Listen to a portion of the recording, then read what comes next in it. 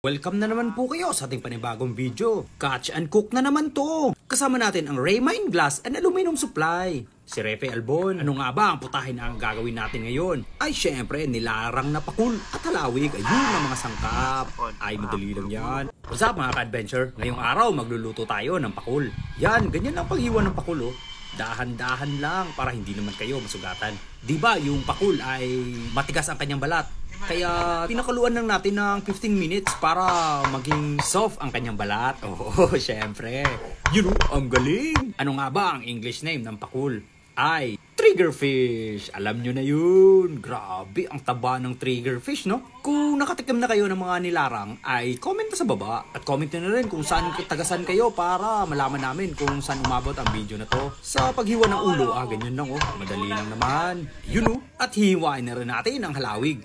O di kaya'y moray eel sa English. Grabe, kung makakatikim talaga kayo ng ganitong klaseng putahe, ay sasabihin nyo talaga, wow. Pero kung kailangan nyo na talaga magpa-repair ng inyong jealousy, or mga glass doors, or glass windows, ay ano pang hinihintay nyo? Dito na kayo sa Raymine Glass and Aluminum Supply. Yan ang mayari. Pwede lang yan, masabot-sabot, parang Rusi. Sasabihin nyo na lang, boss, sira yung glass ko, boss. Ay, automatic. Pupunta ka agad yan. Mura. At ang ganda pa ng quality. Wow, ang sarap ng isdang to. Parang karne ng baboy. Ang taba. Hindi kumpleto ang ating pagluluto kung walang mga sangkap. Gaya ng sili, red bell pepper, sibuyas, syempre, ahos, at saka yung luya na mataas. At pagkatapos mag-prepare yan, punta na tayo sa ating halingan dun sa malaking kawa na paglulutuan natin.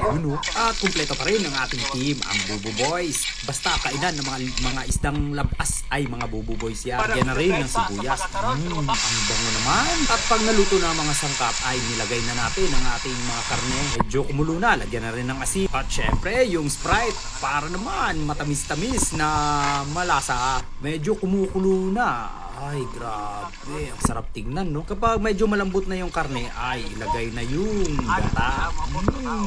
Grabe.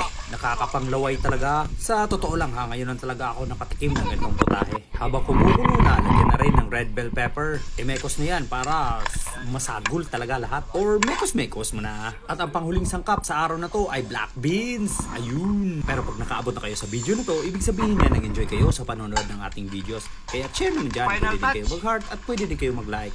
Ikaw, sige na, ang sarap nito. At syempre, hinati-hati na ni Jerpats para makakain lahat. Kaya ano pang hinihintay nyo? Kain na tayo mga ka-adventure. Hindi kumpleto ang mga ganitong kainan kung walang mais. Hindi kasi uso dito sa probinsya namin yung humay. Kaya mais na lang tayo. At siya nga pala, salamat nga pala sa walang sawa niyong panonood at ang kilig nating mga videos. Stay safe and God bless sa inyo mga ka-adventure. Hanggang sa susunod nating adventure. Ingat po kayo.